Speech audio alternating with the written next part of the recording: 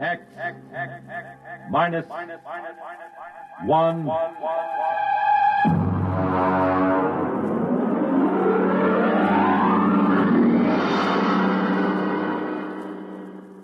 Tonight, the discovery of Morniel Mathaway by William Tenn.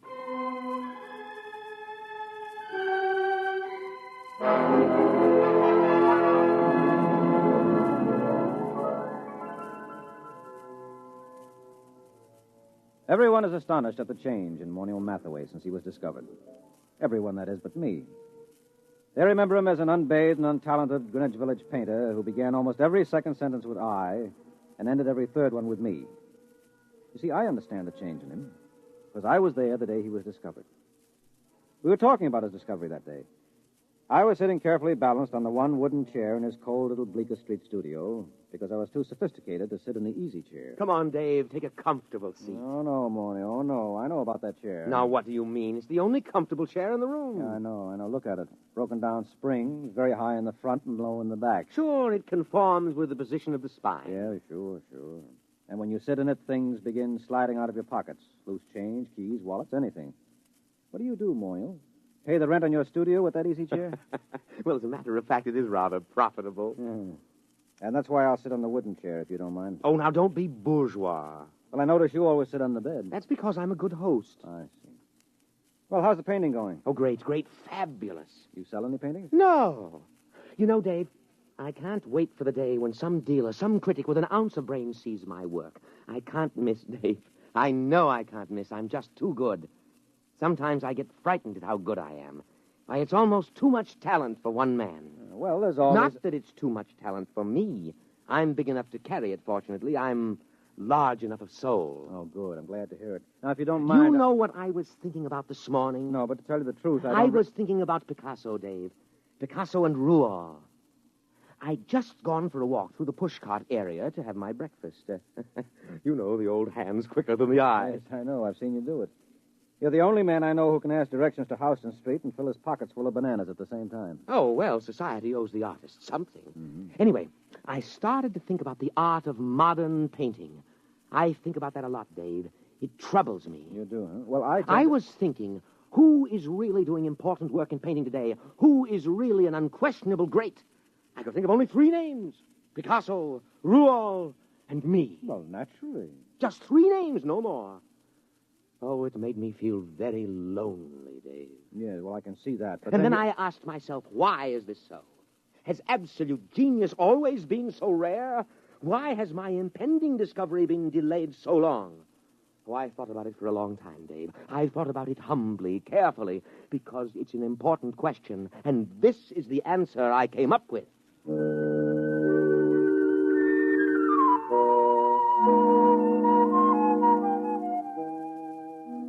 Don't bother waiting for the answer that Morniel came up with. It turned out to be a theory of aesthetics I'd heard at least a dozen times before from a dozen other painters in the village. Morniel was a bad painter, there was no question about it. I say that not only from my opinion. I've roomed with 2 modern painters, and I've been married for a year to another, but... Well, for example, a friend of mine, a fine critic of modern art, took a look at one of Morniel's paintings, which he hung over my fireplace in spite of my protests, and just kind of stared slack-jawed. What does he call that technique? Well, he says it's smudge on smudge. Well, I can believe it. Smudge on smudge, white on white, non-objectivism, neo-abstractionism, call it what you like. There's nothing there, nothing. Well, it doesn't even have the interest of those paintings that chimpanzee did a couple of years ago. He's just another of those loudmouth, frowsy, frustrated dilettantes that infest the village. Why do you waste your time with him? Well, for one thing, he lives right around the corner, and he's kind of colorful in his own sick way. And he does have one great talent. It's not in painting. No. Now, you see, I just get by as far as living expenses are concerned. Things like good paper to write on, good books for my library. Well, I can't touch them. And sometimes the yearning gets too great. You know, a newly published collection by Wallace Stevens. Well, if I find one I want, I just go over to Morniel's and tell him about it. He doesn't lend you money. Oh, no. Now, you see, we go out to the bookstore and we come in separately. And then I start a conversation with the proprietor about some very expensive out-of-print item I'm thinking of ordering, and Morniel just says, don't mind me, I'm browsing. Well, that's the high side. I'm browsing. Well, what happens? Well, while I'm keeping the proprietor talking, Morniel snaffles the Stevens. Isn't that just a little bit, Oh, well, I intend to pay for them, of course, just as soon as I'm a little ahead. Well, why does he do this for you? Oh, well, I pay off. I go through the same routine at an art supply store so Morniel can get canvas and paint and brushes. Of course, I really have to pay for Morniel's browsing. I have to suffer through listening to him, and then my conscience bothers me. Oh, it does. Yes, you see, I intend to pay for my things, but I know he doesn't. And that's why my conscience bothers me.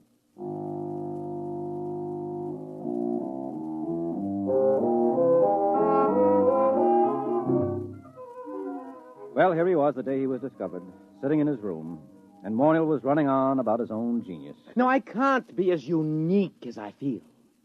Other people must be born with the potential of such great talent, but it's destroyed in them before they can reach artistic maturity. Why? How? Well, let's examine the role that society plays in all of this. What's that? You got a hi-fi set? Nonsense. That's a crass materialistic concept that I should... Something is happening. Hey, when did you put the purple lights in? Purple? Oh, what's that? Look, it's shimmering. It's coming right through the wall. It looks like a box. We can't both be having an artistic vision. You're not the type. No, I'm not, and I'm not drunk either. Look out, something's going to happen. Morniel Mathaway? What? Who are you? Where'd you come from? You are Morniel Mathaway? Yes.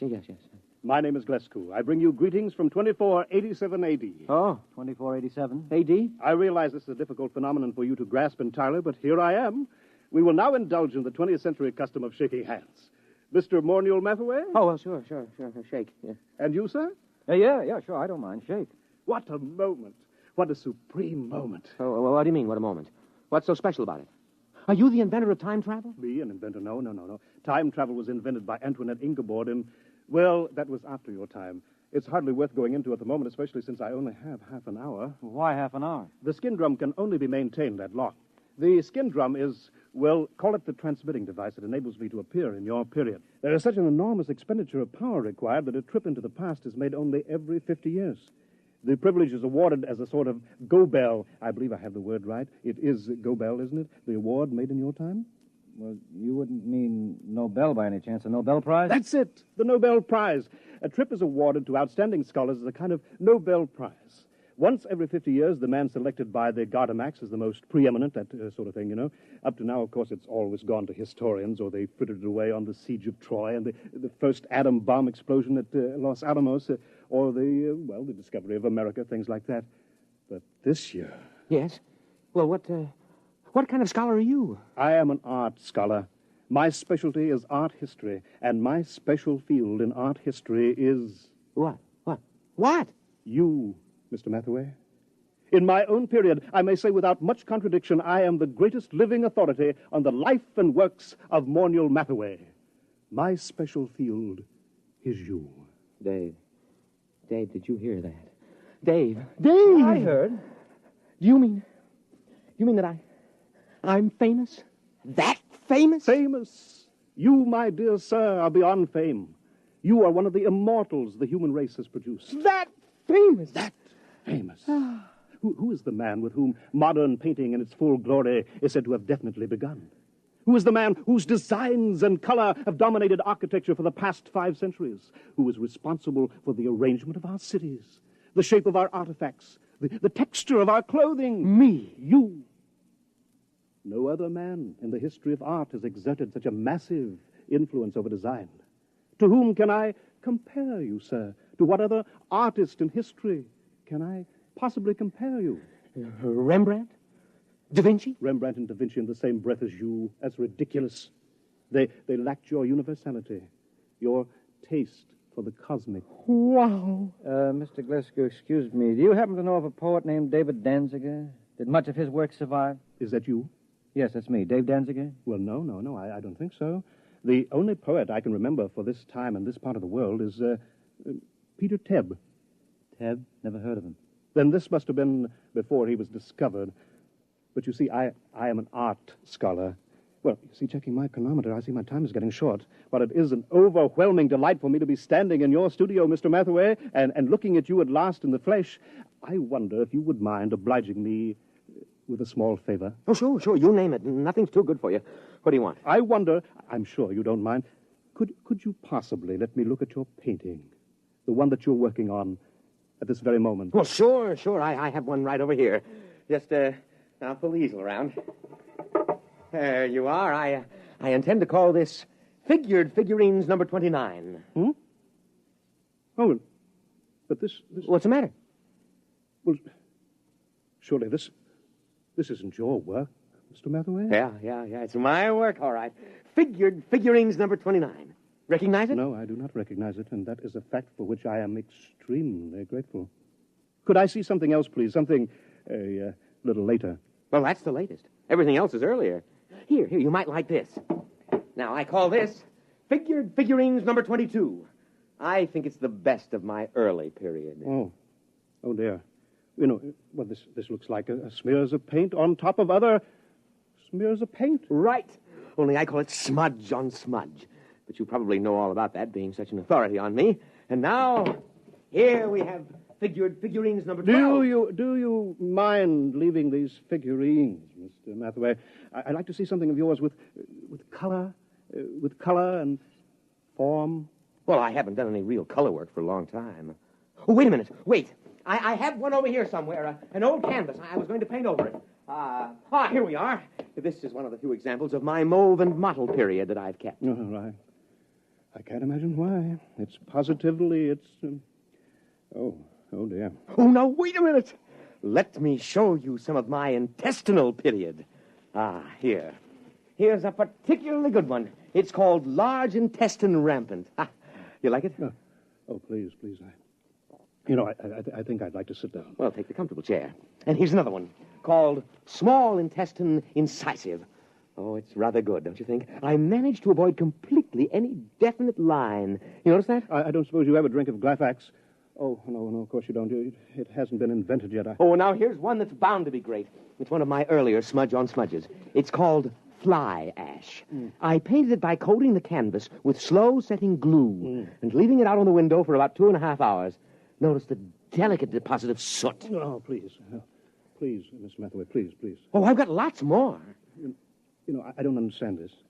All of these canvases, this is obviously before you discover yourself and your true technique. But I'm looking for a sign, a hint to the genius that is to come, and I find... Well, how about this one? Here. Oh, please. Oh, take that away. Oh, dear. Oh, dear, no. Oh, look, I'll have to leave soon. I don't understand this at all. Let me show you something here, gentlemen. Here, a pocket edition of the source book. The complete paintings of Morniel Mathaway, 1928-1996. Were you born in 1928? Yep. May 23rd, 1928. Here, look at the first painting. Well, that's beautiful. I mean, the color, that's incredible. Oh, well, that stuff. Well, why didn't you tell me you wanted that kind of stuff? You mean you have paintings like this, too? No, not paintings. One painting. Oh, I did it last week as a sort of an experiment, but I wasn't satisfied with the way it turned out, so I gave it to the girl downstairs. Would you like to look at it? Oh, yes. Very much. Well, here, I'll just toss your book on the bed. Come on, it won't take a minute or two.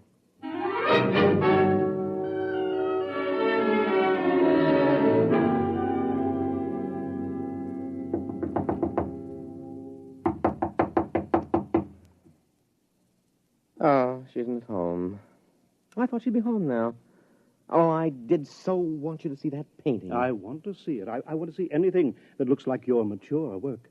But time is getting short. The chronometer... I'll tell you what. Anita here has a couple of cats that she asked me to feed when she's away for a while. So she's given me the key to her apartment.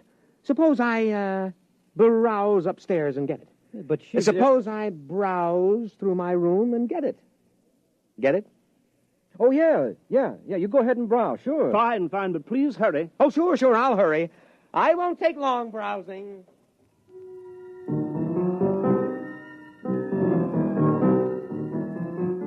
Well, that was it, the high sign. I'd seen Morniel Mathaway in action too many times as a shoplifter not to understand it. He was going upstairs to lift that book that he'd dropped on the bed. I knew he hadn't ever painted a picture like the one in the book, but he would now. Only he wouldn't paint them. He copied them. Well, I started talking automatically. You paint yourself, Mr. Glasgow? No. Of course, I wanted to be an artist when I was a boy. I imagine every critic starts out that way, but I found it far easier to write about paintings than to do them. Once I began reading the life of Morniel Mathaway, I knew I had found my field. Not only do I empathize closely with his paintings, but he seems so much like a person I could have known and liked. That's one of the things that puzzles me. He's quite different from what I had imagined. Yes, I'll bet he is. Of course, history has a way of adding romance to an important figure. Mm-hmm. Oh, dear, I'm running out of time here. Do you think you'll be back with the key soon? I've practically no time left. I've just got to get upstairs to the time translator. I just can't wait. I'll have to hurry now. Oh, dear, no, I did want to see an original Mathaway. I did want to. Mr. Mathaway, Oh! What's the matter? The time translator, it isn't here. It's gone. The book is gone, too. And Mathaway, he stranded me here. He must have figured out that getting inside and closing the door made it return. Yeah, he's a great figure. And he'll probably figure out a very plausible story to tell the people in your time to explain how the whole thing happened. Why should he work his head off in the 20th century when he can be an outstanding hero-worship celebrity in the 25th? So what'll happen if they ask him to paint merely one picture? Oh, he'll probably tell them he's already done his work and feels he can no longer add anything of importance to it. He'll no doubt end up giving lectures on himself. Don't worry. He'll make out. It's you I'm worried about. You're stuck here, aren't you? Are they likely to send a rescue party after you? No. Every scholar who wins the award has to sign a waiver of responsibility in case he doesn't return. No, I'm stuck here. Tell me, is it very bad living in this period? Well, not so bad. Of course, you'll need a Social Security card. And I don't know how you go about getting one at your age. And, well, the immigration authorities may want to question you since you're sort of an illegal alien. Oh, dear. That's awful.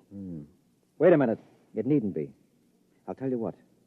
Morniel has a Social Security card. He had a job a couple of years ago. He keeps his birth certificate in that drawer along with his other papers. Now, why don't you just assume his identity? He'll never show you up as an imposter. So do you think I could? Won't I be... won't his friends, his relatives... No, he hasn't got any family, and I'm about the only friend he's got. You could get away with it. Maybe grow a beard and dye it blonde. Naturally, the big problem would be earning a living. Being a specialist on Mathaway and the art movements derived from him wouldn't get you set an awful lot right now. But I could paint. I've always dreamed of being an artist. I don't have much talent, but there are all kinds of artistic novelties I know about, all kinds of graphic innovations that don't exist in your time. Surely that would be enough, even without talent, to make a living for me on some third or fourth-rate level.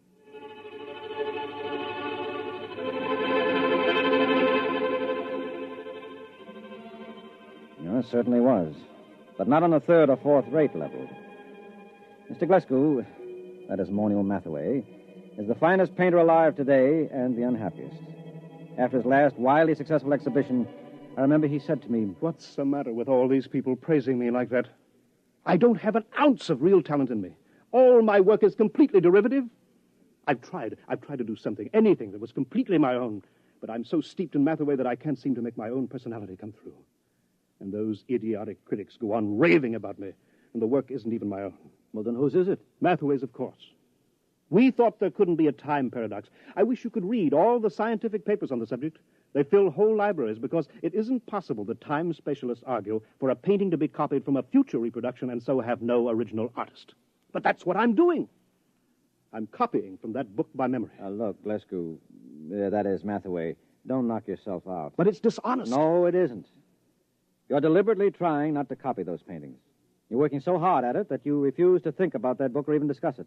As a matter of fact, when I tried to get you to talk about it a little while ago, you couldn't actually remember it. That's true. It's true. You're the real Morniel Mathaway, and there's no paradox. You're actually painting those pictures. You're not copying them from memory. I know in my heart that they're not mine. All right, I'll forget it. Anyway, you're a much nicer guy than Mathaway ever was. And besides, a buck is a buck.